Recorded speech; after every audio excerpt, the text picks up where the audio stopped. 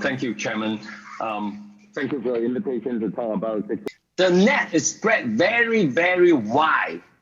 And I believe that in the drafting of law, what go into the mind of the Communist Party is all the action taken over the past protest movement. So when they are so angry with the protest movement, so they count every act and try to criminalize every act in the past and try to cover it this time under the national security law, so that it can be a revenge against the people of Hong Kong for what we have done in the past years.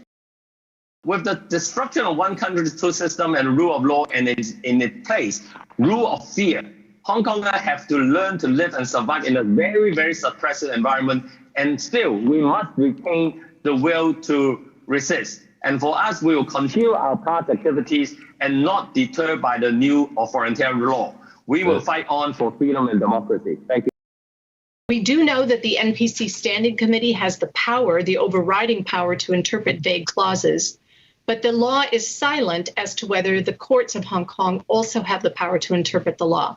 This is significant because the courts of Hong Kong will probably try to interpret this law to comply with the ICCPR, so long as there are no direct conflicts.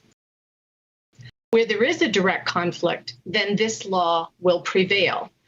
That means that China will be in breach of its obligation under the Sino-British Declaration to ensure that the ICCPR continues to be in force in Hong Kong.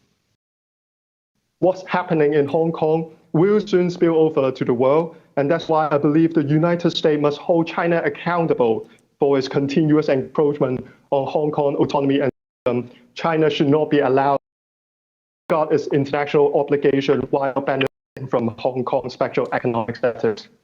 We must act now to act tangible pressure on China, including the use of a range of instruments provided by the new Hong Kong Autonomy Act just passed, and to provide substantive assistance to Hong Kong protesters, such as favorable immigration and refugee policy, for it may soon be too late.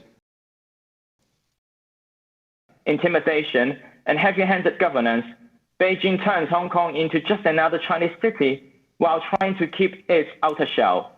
In doing so, it hopes to preserve the illusion that the city is still autonomous. The international community must not be confused. Carrie Lam and her entire cabinet are puppets who have no power to make meaningful decisions. The high degree of autonomy once promised is just another blatant lie. It takes decades, if not longer, to build a city, but it takes just weeks to destroy it. This is what we have all seen lately. What now lies ahead of us is not just the personal safety of my friend Joshua or other leading oppositional figures like Martin Lee and Jimmy Lai, but the survival of Hong Kong as an idea. For fighting always for human rights all these years and working with the Speaker on some